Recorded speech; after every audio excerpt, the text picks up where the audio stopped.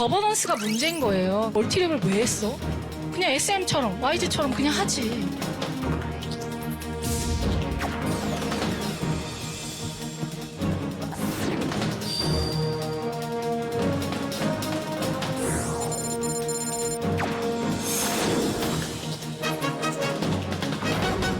K-팝은 음악을 중심에 둔 시스템까지를 포괄하는 문화 그 자체를 가리키는 말이라고 생각합니다.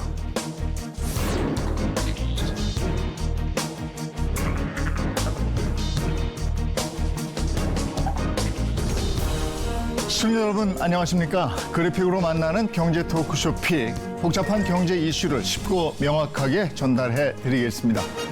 세간을 떠들썩하게 한 하이브와 민희진 대표와의 분쟁이 한 달째 지속되고 있습니다.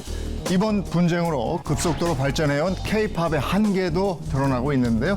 그 쟁점은 뭔지, 어떤 대책이 필요한지 관련한 궁금증들을 낱낱이 분석해 드리겠습니다. 경제 토크쇼 픽 시작합니다.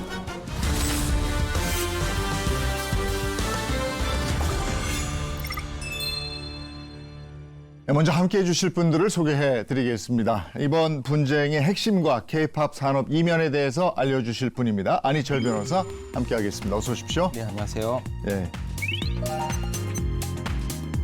엔터 산업 문제를 지배구조 측면에서 짚어주실 분입니다. 김우진 서울대학교 경영전문대학원 교수 함께하겠습니다. 어서 오십시오. 안녕하십니까. 그리고 이 이슈를 보다 쉽게 전해줄 최창원 기자도 함께하겠습니다. 어서 오십시오. 네, 안녕하세요. 지난달부터 계속 이어져 오고 있습니다. 하이브 그리고 민희진 대표의 갈등이 국내뿐이 아니고 아주 세계적으로도 관심을 끌고 있는데 변호사님 보시기에 이번 분쟁의 핵심은 뭡니까? 예, 사실 요번에 그 하이브의 자회사인 어도에서 민희진 대표가 뉴진스를 길러내면서 성공을 이끌었는데요. 그 과정에서 이런 분쟁이 터졌습니다. 원래 성공을 하면은 서로가 다 해피한 상황인데 이제 분쟁이 발생한 상황이거든요. 그때 쟁점 첫 번째가 이 성공이 과연 민희진 대표의 영향력 하에서 거의 민희진 대표의 그 어떤 실력 하에서 이게 이루어진 것이냐 아니면 하이브의 어떤 글로벌 인프라와 하이브의 자금력으로 이루어졌냐라는 게 이제 첫 번째 쟁점인 거고 그러다 보니까 이 쟁점 다음에 두 번째 쟁점은 민희진 대표가 그러면은 정당한 대가를 지급받았고 그걸 요구하고 있느냐가 이제 두 번째 쟁점이고요. 세 번째는 하이브가 주장하고 있는 민희진 대표의 이 업무상 배임이나 여러 가지 위법한 행위들이 과연 실제로 존재했고 그 경우에 만약에 하이브는 민희진 대표의 주식을 싼 가격에 다시 살 수 있는 것이냐라는 세 번째 쟁점이 있고요. 네 번째 쟁점으로는 민희 대표가 사실 인터뷰할 때 계속 주장했던 게 나는 노예 계약이다라고 계속 주장을 했어요. 그래서 진짜로 과연 이 노예 계약이 존재하는 것이냐고 마지막으로는 아주 산업 구조적인 면인데 이걸 보면 과연 이 하이브 밑에 있는 어도어를 통해서 성공한 이 멀티레이블 체제가 이렇게 분쟁으로 결론에 치닫고 있는데 이게 멀티레이블 체제가 한국 엔터 산업에서 가능한 것이냐 또는 올바른 결정이었냐가 이제 마지막 쟁점이 아닐까 생각합니다. 네, 100% 민 대표의 역량으로 여기까지 왔느냐? 네. 대가를 제대로 받았느냐? 민 대표의 과언은 그럼 있느냐 없느냐? 계약상의 문제가 뭐냐? 그리고 멀티레이블 체제라는 게 뭐냐? 네, 맞습니다. 요 다섯 가지 쟁점으로 압축해서 보면 되겠네요. 네, 맞습니다. 예. 주주간 계약 위반 여부 이게 또 새로운 갈등 요소로 부각이 되고 있는데 최 기자 이건 어떤 내용이에요? 네, 화면을 보시면 하이브는 어도어 설립 당시인 2021년 민 대표에게 총 발행 주식의 10%에 해당하는 스톡옵션과 열세배 배수가 적용된 풋옵션을 제공했습니다. 여기에 더해 총 발행 주식의 5%만큼 현금 특별상여도 약속했는데요. 지분율료는 총 15%로 이에 따라 민 대표가 손에 넣을 수 있는 액수는 총 737억 원이었습니다. 여기에 풋옵션 행사 시 1천억 원, 민 대표가 요구한 30배 배수를 적용하면 풋옵션 행사가는 2,400억 원 플러스 알파로 훌쩍 뛰게 됩니다. 가요계에 따르면 하이브와 민 대표가 맺은 주주간 계약에 계약 위반 시 하이브 측이 주식 전부를 매수할 수 있다는 내용의 이른바 콜옵션 조항이 있다고 하는데요. 하이브가 이 콜옵션을 행사할 때 민 대표가 손에 넣을 수 있는 금액이 현행 기준 풀옵션 행사 시 1,000억 원에서 28억 원으로 크게 줄어드는 겁니다. 이 때문에 민 대표가 주주간 계약을 위반했는지 여부도 뜨거운 쟁점이 될 수 있다는 전망들이 나오고 있습니다. 풀옵션, 콜옵션, 1,000억에서 28억, 뭐 왔다 갔다 하는데 자, 이거 하나 좀 알아보도록 하겠습니다. 민희진 대표가 경영권 확보를 위해서 투자자를 접촉했다. 이런 얘기가 나왔단 말이죠. 이건 뭡니까? 예, 사실 그 민희 대표가 애초에 이 문제가 불거졌을 때는 하이브 입장에서는 민희 대표가 어도의 경영권을 탈취하려고 했다라고 문제를 제기하면서 이 갈등이 심화됐거든요. 어떤 민희 대표가 주고받았던 카카오톡 내용에 보면은 우리가 이제 새로운 투자자를 확보해서 하이브의 주식을 사게끔 해서 경영권을 탈취하려는 것처럼 이렇게 카카오톡 내용이 오고 간 게 있었습니다.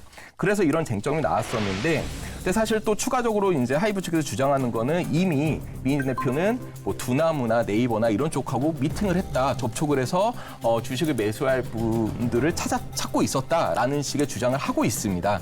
뭐 이거에 대한 사실관계는 추후에 밝혀질 수 있겠지만 양 당사자, 그러니까 하이브와 민희진 측에서 하나하나 이렇게 좀 언론에다 공개를 조금씩 하고 있어서 우리가 알게 되고 있는 건데 네. 주주관계약 내용은 사실 비밀 유지 의무가 있거든요. 원래는 우리가 알 수 없는 건데 공개가 조금 되고 있어요. 그런데 그쪽에서 언급하지 않은 것 중에 제가 그 하이브 쪽에서 2024년 3월 22일에 공시한 하이브 사업 보고서가 있어요. 네. 이제 저는 이제 처음 언급하는 건데 그 언론에서 나와서는 그 드래그 언론이라는 동방 매각 청구권이라는 게 있습니다. 이게 뭐냐 좀 어려우실 텐데 이거 보고 계신 여러분들은 뭐냐면 제가 다른 주주, 그러니까 제가 만약에 A라는 주주에 대해서 동방 매각 청구권이 있다라고 하면 A라는 주주의 주식을 손으로 잡고 드래그 언론이 뭐냐면 마우스 드래그 한다고 네. 하잖아요. 끌어서 언론 따라서 팔 수 있다는 얘기예요. 무슨 말이냐? 민희 대표가 정말로 그 하이브에 대한 주식 전체에 대해서 드래그 언론, 동방 매각 청구권이라는 권리가 있다면 민희 대표가 본인 주식 팔 때 하이브 주식을 80%를 손으로 잡아갖고 강제로 팔아버릴 수 있는 권리가 있다라는 건데 사업계획서에 이런 문구가 있어요. 동시에 동방 매각 청구권을 부여하고 있습니다라고 되어 있는데 하이브가 부여하고 있다고 나와 있어요. 그 얘기는 민희 대표한테 부여하고 있다는 얘기예요. 다만 조금 더 살펴봐야 될 건 뭐냐면 민희 대표는 총 20%, 민희진 대표 측은 20%의 주식을 보유하고 있는데 그중에 15%는 마음대로 매각이 가능한 주식이에요. 5%는 하이브의 동의를 얻어야지만 매각이 가능한 주식이에요. 그러니까 5%가 이제 매각이 안 되는 건데 하이브가 동의를 안 하면 요 드래그 언론이라는 동반 매각 청구권이 15%에 걸려 있다면 자기가 15%를 팔면서 80%를 강제로 팔 수 있다면 지금 하이브는 비상인 겁니다. 그러네. 근데 5% 하이브가 동의를 해야지만 할 수 있는 이 5%에 대해서만 드래그 언론이라는 권리가 걸려 있으면 사실 하이브가 팔지 마라고 하면 사실은 드래그 언론이라는 권리가 그냥 형해화되는 거죠. 근데 만약에 15%를 팔면서 하이브의 80%를 강제로 팔 수 있는 권리가 진짜 있다. 그럼 지금 하이브 입장에서는 그 좋은 매수인만 민희 대표가 데리고 오면 정말로 80%가 팔려 나갈 수도 있는 그런 위기의 상황일 수 있어요. 이게 또 쟁점이 되겠네요. 근데 이건 공시상에 그렇고 계약서에는 자세히 돼 있겠죠. 그렇죠. 계약서에는 굉장히 자세히 돼 있는데 거기까지는 안 나와요. 우리는 아직 모르고. 계약서는 안 보여주는 거. 그건 이제 재판 과정에서 계약서가 나올 테니까 방금 변호사님 말씀하신 거는 재판 과정에서 해소는 되겠죠. 근데 이게 지난 17일에 보면 민희진 대표가 하이브를 상대로 제기한 거 있잖아요. 네. 의결권 행사 금지 가처분 소송 네. 신문이 있었잖아요. 네. 요때도 이거는 모르는 일입니까? 사실 이것도 사실 애초에 이 권리는 민희 대표가 자기 주식을 팔 때 같이 팔 수 있는 권리이기 때문에 이것 자체가 이 신문기일에 쟁점이 될 수가 없는 거예요. 그리고 굳이 언급을 하지 않았을 거죠. 일부러 양측이 다. 그래서 사실 이때 당시에는 이 쟁점은 어떤 중요한 쟁점이 아니어서 언급이 안 됐을 거고 이때는 단순히 의결권을 하이브가 행사하는 거에 대해서 금지시킬 사유가 있냐. 특히 이런 가처분 소송 같은 경우에는 만약에 하이브가 의결권을 딱 행사했을 때 그 대표이사인 민희진 대표가 회복할 수 없는 손해가 있냐. 이게 주요 쟁점이에요. 만약 행사를 하면은 민희 대표를 해임시키겠죠. 해임시키면 그때는 회복할 수 없는 손해가 발생할 수도 있고 안 될 수도 있는데 과연 그거를 재판부가 어떻게 판단을 하냐. 이게 주요 쟁점이 아닐까라는 생각이 재판 들어요. 오래 걸리겠네. 근데 이거는 가처분 사건이에요. 네. 가처분 사건이기 때문에 네. 사실은 이게 뭐냐면은 5월 31일 날 열리는 임시주주총회에서 네. 민희진 대표를 해임을 할 때 하이브가 의결권을 행사를 할 수 있냐 마냐의 쟁점이에요. 그러니까 재판부도 부담되는 거예요. 되게 복잡하고 이거 어려운 얼마 안 남았네. 전 국민이 집중하고 예. 있는데 이거를 5월 24일까지 양측한테 추가 제초를 받으라고 얘기를 했고 추가 제초해라. 그리고 31일 전에 재판부가 결정을 안 하면 이 재판이 무의미해지니까 예. 지금 재판부는 무조건 30일 또는 그 이전에 판단을 해야 되는데 예. 얼마나 부담되겠습니까 지금 그러니까 재판부 이거 입장에서는. 알면 알아갈수록 더 집중되는 사건이네요. 그렇죠. 근데 이 사건을 볼 때 크게 소유와 경영 두 가지 관점에서 봐야 돼요. 제 생각에는 이 민희지 대표를 지금 대표이사에서 끌어내리려는 이 소송은 경영을 하지 못하게 하는 거예요. 네. 그다음에 주식, 아까 풋옵션이니 콜옵션이니 드래그 언론이니 이런 복잡한 언어들이 나온 거는 주식을 어떻게 파냐 마냐 비싸게 파냐 적게 파냐 다 같이 파냐의 문제거든요. 그러니까 이거를 이제 예측을 할 때는 첫 번째 경영적으로 민희 대표가 대표이사에서 이번에 물러날 것이냐 말 것이냐 하이브가 그거를 끝까지 밀어붙일 거냐 말 것이냐인데 제 생각에는 끝까지 밀어붙일 것 같아요. 밀어붙일 것 같은데 다만 여기 이 과정에서 만약에 요번에 그 의결권 행사금지 가처분이 인용이 되면 속된 말로 안 잘리는 거예요. 민주 대표가 이제 계속 대표를 유지하고 있는 거예요. 계속 유지를 하고 있으면 그러면 이제 하이브 입장에서는 추가적으로 대표이사 직위를 갖다가 잠깐 효력을 갖다가 없게 한다거나 이런 대표이사 직무 집행정지 가처분 이런 걸 갖다가 추가적으로 해갖고 뭔가 대표이사 직무를 못하게 막는다거나 이런 추가적인 법적 조치를 취할 수도 있고 만약에 요번에 만약에 그냥 해임이 돼버린다라고 하면 경영권에 대한 분쟁은 이제 끝났다. 그거는 이제 경영은 민희지 대표가 더 이상 못하고 나머지 이사들도 못하고 새롭게 하이브가 선임을 할 거다라는 생각이 들고. 그리고 또 하나 가능성은 뭐냐면 이게 지금 외부에서들 대략 얘기를 보면 요 가처분 인용이 안 될 것이다. 왜냐하면 80% 지분을 가지고 있는 사람한테 그거를 주청해서 행사하지 못하라는 거는 굉장히 큰 뭐가 문제가 있지 않는 한 그러면 이제 방금 말씀하신 대로 민희진 대표는 대표회사에서 물러나는 건데 그러면은 이분이 가만히 물러나고 그냥 주식 팔고 떠날 거냐. 저는 그렇게 생각 안 하고 주주간 계약을 파기하고 뉴진스를 데리고 나가서 뭘 하려고 그럴 가능성이 저는 또 굉장히 많이 있을 것 같습니다. 오히려. 그게 가능해요? 원래 회사를 많이 보호를 해준다 그래요. 그러니까 지난번에 PPT도 그걸 좀 할래다가 잘 안 된 거고. 그렇지만 이제 이분도 굉장히 캐릭터가 센 분인 걸로 봐서 저는 주식 팔고 그냥 뉴진스 정리할 것 같지는 않습니다. 해임돼서 나가면 그러면 28억 가지고 나가는 거예요? 아니죠. 그거하고도 별개예요. 별개. 해임돼서 나가는 거는 경영인 거고. 그러면 예. 민희진 대표가 맥시멈 다 일이 다 됐어. 예. 그럴 때는 얼마 받아요? 다 자기 마음대로 됐어. 그러면은 적어도 1,000억 이상을 받을 가능성이 있다. 아까 보니까 2,400억 플러스 알파? 예, 그거는 안 돼요. 왜냐하면 그건 안 그거는 돼. 30배는 협상을 하다가 결렬됐고 13배로 이제 받는 건데. 그럼 1,000억. 예, 그게 이제 정확히 아직은 안 나오는데 올해의 영업이익을 또 봐야 됩니다. 그랬을 때 보통 예상하고 있는 건 요번에 뉴진스 또 잘 됐거든요. 그래서 그럼 이제 한 1,000억? 그렇죠. 잘 되면 1,000억. 근데 안 됐어. 예.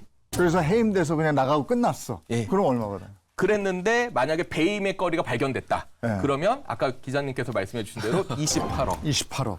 그러니까 안 돼도 28억. 잠이 안 올 거. 근데 이인 대표가 사실 이 주식을 20%를 살 때 그때 또 신매덕을 썼어요. 썼어요. 그래서 이게 11억 예, 11억 네. 맞아요. 그러면 남는 건 그것도 아마 17억. 빌려주고 아마 그러고 네. 안 됐을 경우. 그러면 한 17억 이 정도인데 그것도 그러니까 그 주식 살 때 자기 돈을 다 쓸 수도 있고 돈을 꽂을 수도 있고 하니까 그래서 민희 대표 입장에서는 울 수 있어요. 그러니까 아니, 그렇지. 1,000억하고 이 차이가 큰데. 예, 그렇죠. 그렇죠. 예. 그럼 김 교수님, 이런 사례, 예. 이게 엔터 쪽에만 있는 게 아니라면서요? 옛날에는 이 대규모 장치 산업 이런 거 우리 여천이나 화학공단 이런 데 가보면 이런 물적 자산에 대한 소유권으로 내 기업의 핵심 자산을 통제하고 사용하고 이렇게 됩니다.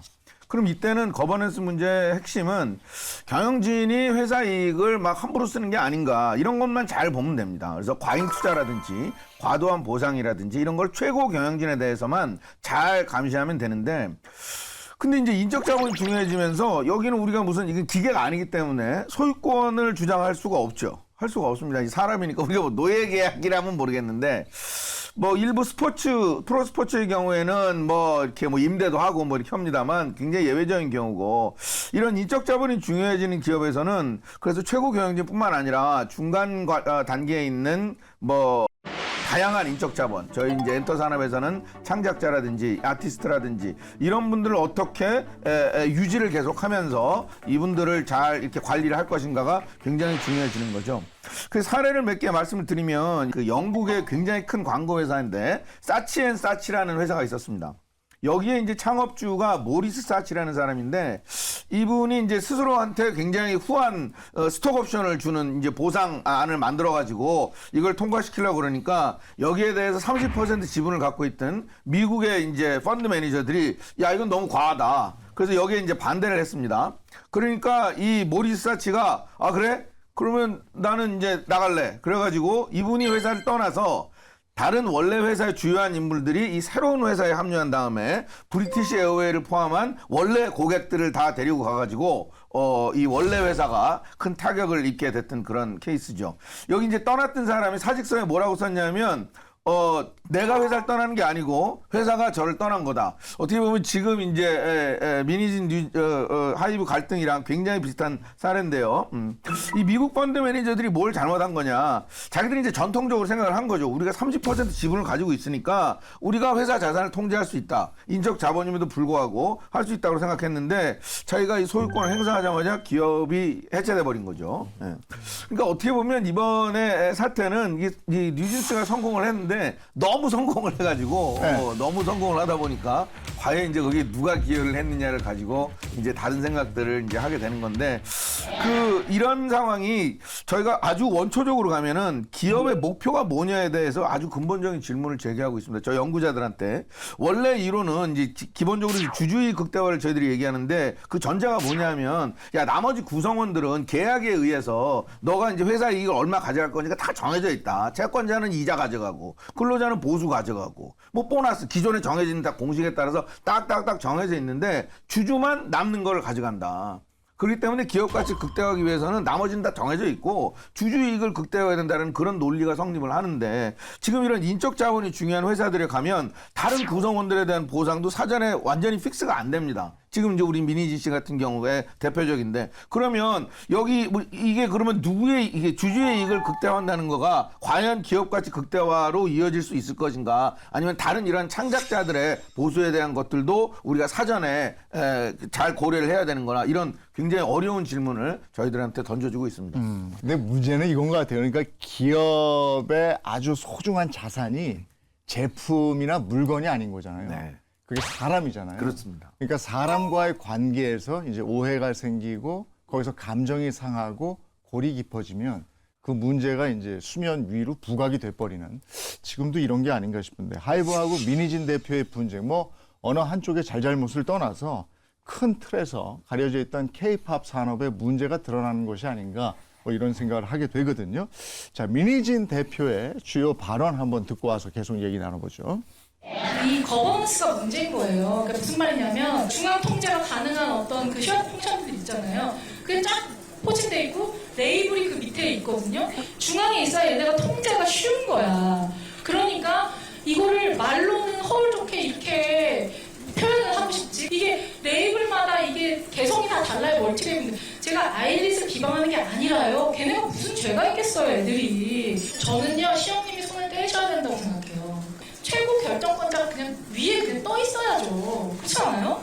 네, 미니진 대표가 하이브의 지배 구조를 언급하면서 현 체제에 문제가 많다 이렇게 했어요. 구체적으로 들여다보면 민 대표는 하이브는 멀티 레이블 체제에 대한 준비도 이해도 자세도 부족한 상황이다 이렇게 지적을 했고요. 하이브 측에서는 멀티 레이블의 길을 개척하며 난관에 봉착했다. 고도화를 위해서 무엇을 보완해야 할지 지속적으로 고민하며 개선해 나가겠다 이렇게 밝히고 있습니다. 여기서 얘기한 멀티 레이블 체제, 아까 변호사께서도 말씀을 해주셨는데 이 멀티 레이블 체제가 뭔지 최 기자가 좀 구체적으로 얘기해 주시죠. 네, 레이블은 우리가 잘 아는 라벨인데요.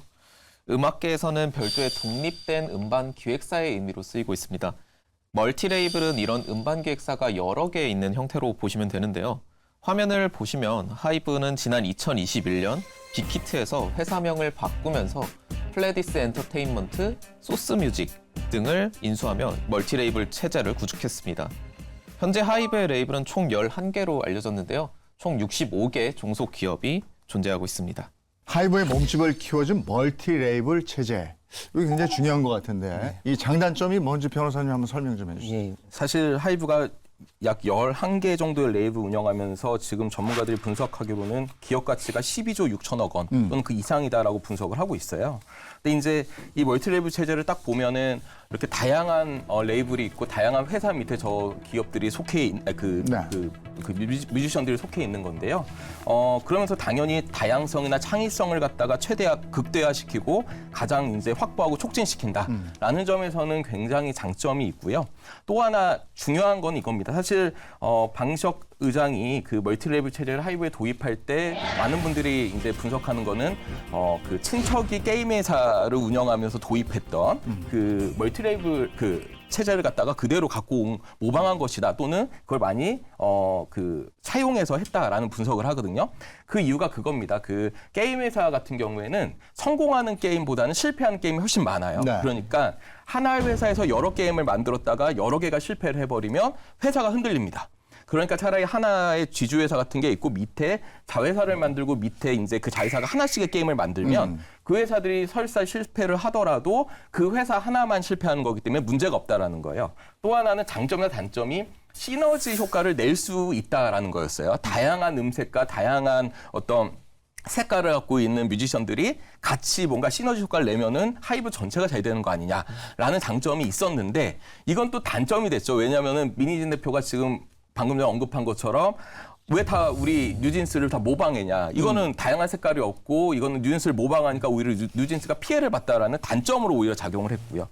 멀티레이블 체제라는 게 언뜻 들었을 때는 그냥 일반 회사의 자회사 개념 뭐 이런 느낌이었어요. 근데 이게 이제 엔터 산업이기 때문에 어떤 특정 팀을 집중적으로 육성하는 그런 별도의 프로덕션 같은 그런 느낌인데 교수님께서도 장단점 한번 얘기해 주시겠습니까? 예, 우리 뭐 안 변호사님이 잘 정리해 주셨고 앵커께서도 말씀해 주셨지만 저는 뭐 추가적인 것만 몇 가지만 말씀드리겠습니다. 일단 그 멀티레이블이 우리나라 엔터에서 뭐 처음 한 건 아니고 그 미국의 굉장히 큰 이 음반 회사들도 멀티레이블 체제를 하고 있습니다. 그러니까 우리가 잘 들어본 뭐 그 워너 뮤직이라든지 소니 뮤직, 유니버설 이렇게 굉장히 그 대형 음반사들도 멀티레이블을 이제 하는데요.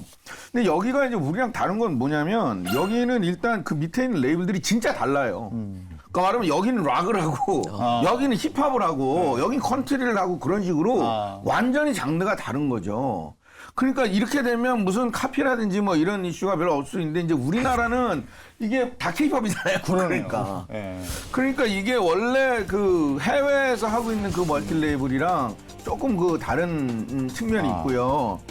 그래서 이제 비슷한 것끼리 이제 하니까 뭐 경쟁을 촉진한다는 측면은 있긴 있습니다만은 정말 다양성을 추구한다는 그런 원래 멀티 레이블의 취지하고는 아직 우리나라가 좀 다른 측면이 있는 것 같고 그다음에 이 그림에서 보시면은 이 중요한 게 이 지분율들이 이렇게 나와 있는데요.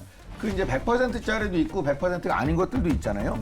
그럼 이제 해외는 대개 이제 100%가 많습니다. 100%가 많고 이제 우리나라도 JYP나 SM 같은 데는 이제 사업부로 하거나 대개 이제 100% 자회사로 하는데 그런 경우는 이번 같은 사태는 발생하기는 상대적으로 어렵습니다. 왜냐하면 이거는 그 모 회사가 완전히 통제를 하고 있기 때문에. 근데 이제 그 창작자의 인센티브 굉장히 강한 이제 민희 씨가 워낙 특별하니까 여기에 대해서 굉장히 강한 인센티브를 부여하기 위해서 스톡옵션이라든지 주식을 주면서 이제 그 회사의 지분을 멀티 레이블의 지분을 창작자가 가져가기 시작하면 원래 회사인 이제 하이브의 주주들과 이 어도의 일부 주주들 간에 이해 충돌이 발생할 수 있고 그러면서 이제 창작자하고 모회사 간에 여러 가지 이슈들이 발생할 수 있는 이런 거가 단점으로 보겠습니다. 근데 이번 분쟁으로 인해서 방탄소년단 팬들도 항해에 나섰다 이렇게 들었고 여기에 이제 꼬리를 물면서 소액주주 운동 얘기가 나와요.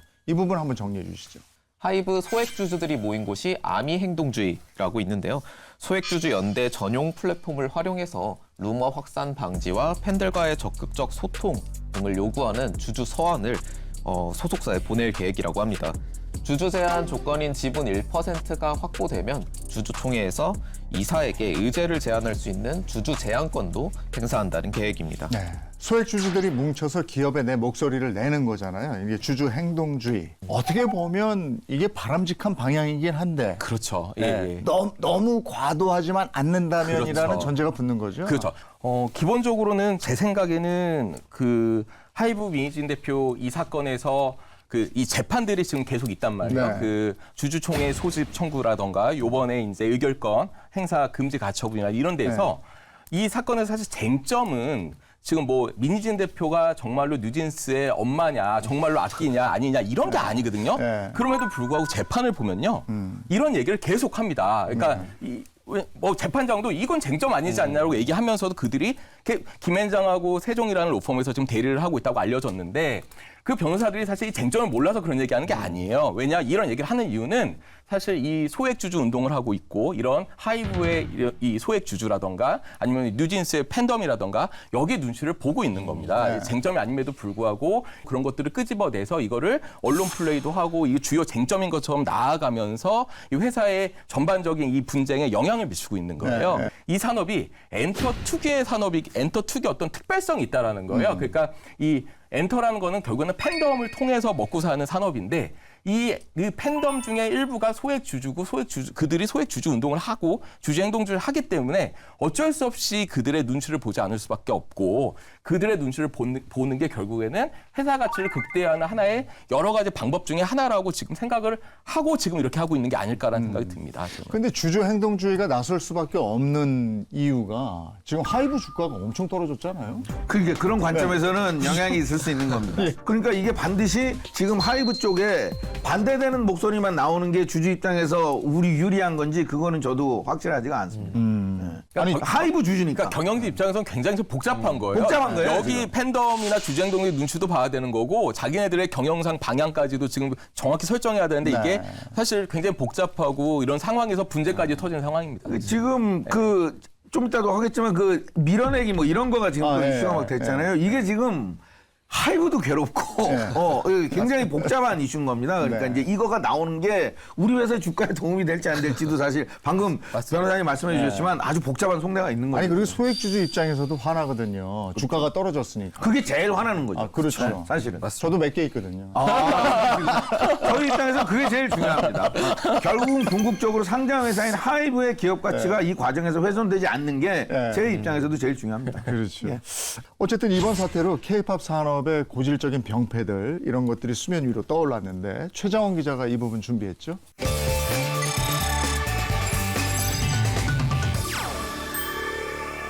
네, 최근 투자자들이 가장 많이 하는 말이 있죠. 엔터 산업 까면 깔수록 의구심만 든다는 겁니다. 특히 엔터 산업 핵심 비즈니스로 불리는 앨범 판매를 두고도 말들이 많은데요. 먼저 영상부터 보고 가시겠습니다. 저는 업계에서 그런 랜덤 카드 만들고 밀어내기 하고 이런 짓 좀 안 했으면 좋겠어요. 제발. 그런 거 없이 좀 해보자. 뉴진스는 사실 그거 안 하고 밀어내기 저희 안 하거든요. 뉴진스 안 하고 이 성적이 나왔어요. 포토카드 없이. 그게 밀어내기 한 애들이랑 같이 이렇게 들어가면요. 아름아름 막 다 하고 있거든. 하고 있으면 이게 도대체 뭐 때문에 수치가 올라가는지 뭔지 이게 시장이 비정상적이 돼. 그리고 나중에는요 주식시장도 교란돼요. 왜냐하면 살짝 꺾일 수도 있고 유지될 수도 있는 게 계속 우상승. 그리고 그거 팬들한테 다 부담이 전가돼. 럭키드로우로 소진해야 되지, 팬사인회 해야 되지. 연예인도 너무 힘들어. 팬사인회 계속 해야 되잖아. 그게 뭐야. 우리 멤버들이 기죽을까봐 갔던 애들이 또 가고 앨범 또 사고 이게 도대체 뭐야. 저는 지금 음반 시장 너무 다 잘못됐다고 생각하거든요. 저는 그거 고치기 위해서 뉴진스를 사실 시작해본 거예요. 이런 꼼수 부리지 않고 뭐 안 해도 잘 될 수 있다를 보여주고 싶었다고. 영상 속 민희진 어도어 대표가 지적한 한국 엔터 산업의 문제, 바로 앨범깡입니다. 앨범을 구매한 이들의 목적은 음원이 아닙니다. 함께 담긴 포토카드, 사인의 응모권을 갖기 위해 혹은 내가 좋아하는 아티스트의 앨범 판매량 늘리기 위한 수단일 뿐인 거죠. 존재 이유를 상실한 앨범은 길바닥에 버려지는 겁니다. 통계로 보면 상황은 더 심각합니다. 음원 집계 사이트 서클 차트에 따르면 K-팝 앨범 판매량은 2023년 1억 장을 훌쩍 넘어섰습니다. 그런데 한국소비자원이 발표한 자료를 보면 K-팝 앨범 구매자 중 CD를 이용해 음악을 감상하는 팬은 고작 5.7%. 단순 소장용 구매가 있다고 제외해도 수천만 장이 포토카드나 앨범 판매량을 늘리기 위한 수단으로 전락한 겁니다. 엔터 산업을 주도하는 하이브와 SM 엔터테인먼트의 음반, 음원 매출은 지난해 기준 각각 44%, 33% 정도입니다. 별도 공시를 하지 않는 중소형 엔터세들은 비중이 더 클 가능성이 높습니다. 문제는 이런 방식이 엔터 산업을 망치는 지름길이라는 점인데요. 엔터 산업 투자자들이 우려하는 부분도 바로 이 지점이죠. 끼어 팔기식 앨범에 피로감을 느껴 팬들이 떠나면 수익 급감은 불가피하다는 겁니다. 이 때문일까요? 최근 엔터 투자자들 사이에선 미니진 어도어 대표의 어록이 다시 각광받고 있다는데요. 앞선 그의 말처럼 랜덤 카드 만들고 밀어내기 하고 이런 행태 좀 그만 봤으면 좋겠습니다. 자, 그러면 향후에 엔터 산업에서 이런 제2의 분쟁이 안 나려면 이거 어떻게 해야 되는 겁니까? 지금 80%와 20%의 그 지분 구조로 멀티레이블 어도어가 만들어진 거니까 네. 이런 구조가 전통적인 조인트 벤처, 그러니까 큰 두 주주가 하나의 회사를 구성해서 경영하는 걸 보통 조인트 벤처 합자 회사라고 하는데 80%와 20% 주주 간의 권리 의무를 명확하게 규정하는 게 되게 좋습니다. 서로한테 서운하지 않도록 해야 돼요. 그걸 갖다가 잘 규정을 해야 되는데 지금은 약간 미니 대표 입장에서는 모든 수익 분배를 어도어한테만 만들어 놨는데 다른 레이블이 자기네 권리를 침해했다고 생각을 하다 보니까 그리고 내가 이거를 다 만들었는데 하이브가 그 모든 결과물을 가져간다고 생각하니까 서운한 거예요. 그러니까 이런 구조까지 그 계약서에 주주 간 계약서에 단순히 수익 분배를 어도어 하나가 아니라 하이브에 대한 수익 분배까지 넣는다거나 하이브 전체 그룹을 생각하는 방식으로 이 계약 구조를 짜야 된다라는 생각이 들고 이건 아주 미시적인 관점에서는 이런 보선 구조와 계약 구조를 가야 된다라는 생각은 들고요. 나머지는 이제 아까 또 말씀하신 것처럼 레이블이 한국에서는 유사한 뮤지션들이 다 레이블을 갖고 있는데 사실은 해외처럼 아티스트 중심의 다양한 분야의 다양한 색을 갖고 있는 레이블들이 건강하게 이제 구성되는 쪽으로 가야 된다. 예. 교수님. 예. 그 앞에서도 말씀드렸지만 이제 이거는 엔터 산업에만 고유한 문제는 아니고 이제 인적 자본이 중요해지는 이러한 일반적인 IT 기업, 바이오 기업에서도 언제든지 발생할 수 있는 이슈고요.